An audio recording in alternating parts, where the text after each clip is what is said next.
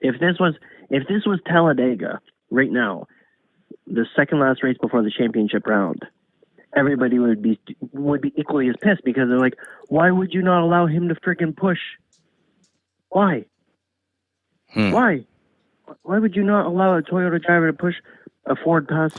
So Clark, how deep does it actually? How deep does this go in the asphalt world? You obviously know, maybe too much. This is right back to this is right back to the manufacturer. Okay. This goes back to the heads of the manufacturers because the manufacturers are the ones that pay these tier 1 teams all of this money. And the tier 1 teams have to perform or they feel threatened to lose that to another organization. 100%. Right. If Bubba Wallace didn't do that, do you think that his wife gets a Toyota or a Lexus delivered to her house tomorrow? You're talking about real manipulation now. 100%. Not just finishing positions on the track, but you're talking about lifestyle.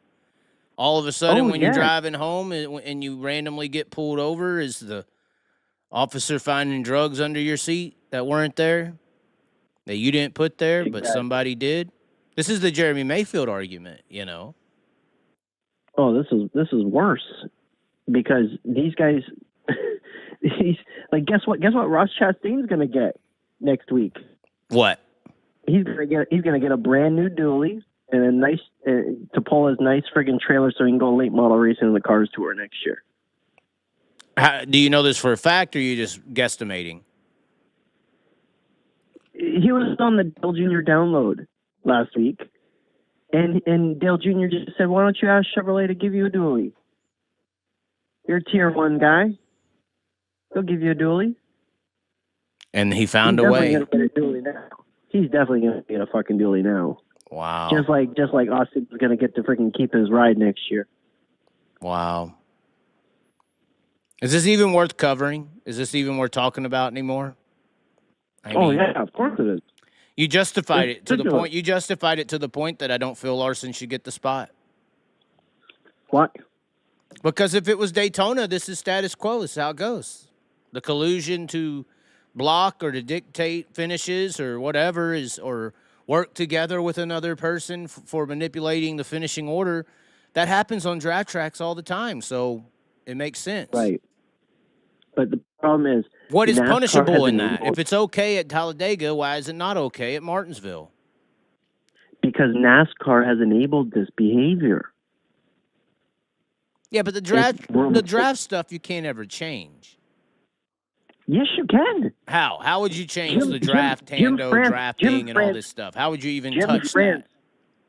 Jim France, all of these NASCAR people could clearly say to the teams and to the manufacturers that if we see that you guys are dictating that one of your manufactured cars can't push a different manufacturer to the win over your manufacturer, it's got to stop. It's ridiculous.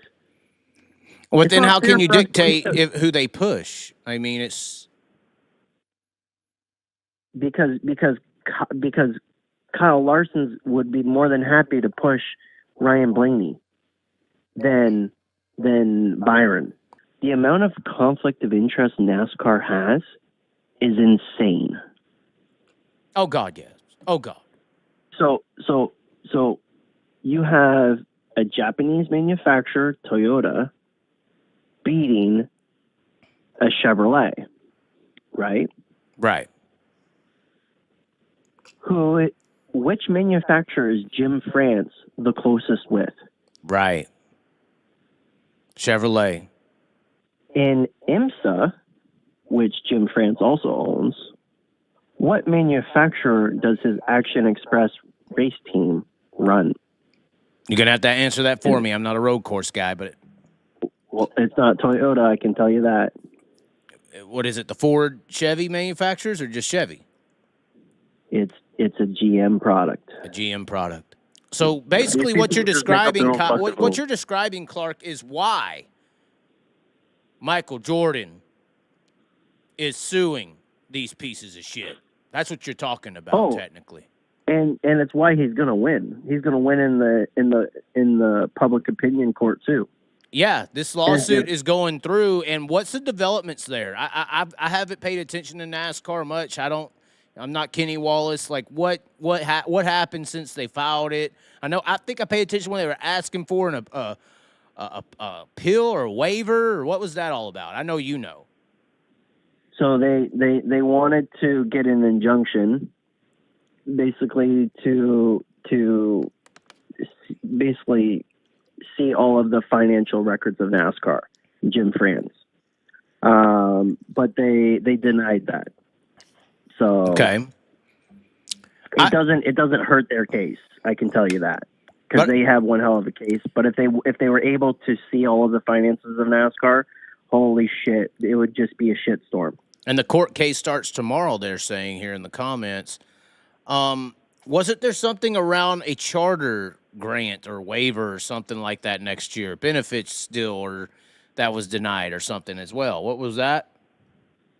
No, that has not played out yet. That's gonna take a while, man.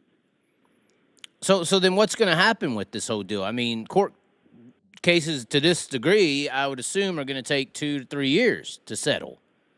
We're probably not gonna know more until sometime into the new year on really what's gonna happen. But it's not like cases and this stuff happen and get settled that quick. Oh, it's not going to get settled that quick. Shit, this is going to take years, Chaz. And then what's going to happen? Do you think that NASCAR's hope is that they just push it so much or come to some kind of side agreement to where they just settle and it goes away to where they can hold their problem and their power? They're going to try and push Michael Jordan to the sport. These guys people don't realize the France family is worth potentially hundreds of billions of dollars. Right. It's just a private business, so we don't get the numbers, right?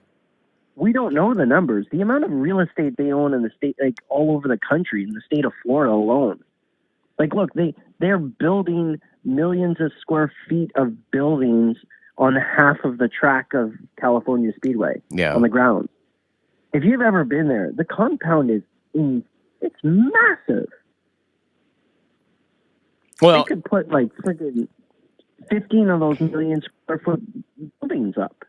Well, and I also think that the problems and issues that Michael Jordan is raising is also why I've always, it's kind of, when NASCAR wants to call it a sport, it's not. It's a private business, and it has certain things and operational ways that they control, and how they want to do it, where they want to schedule this, that, and the other.